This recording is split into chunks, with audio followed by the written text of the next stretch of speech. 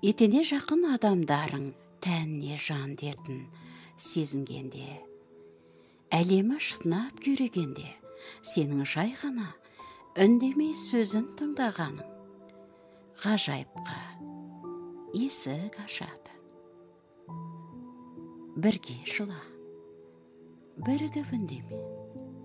Жаның қиналса да оны қолдайтыныңды сездір.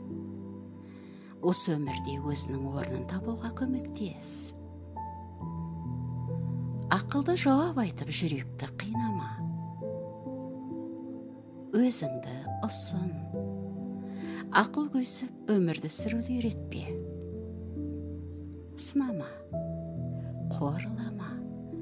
Өзінің шешімін теріс дегенге сендіруге асықпа. Құшақта.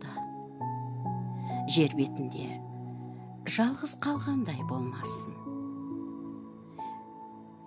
Өз қайратын сезінуіне қол ұшын бер. Күшті сезімді кешуге қабілеті бар екенін көрсет. Досың жан дертін, не тән дертін сезінгенде, өмірдің мәні қалмай жылағанда, жер бетінің ең ғажап дауасы өзіңнің достығыңды ұсын. Джефф Фостер.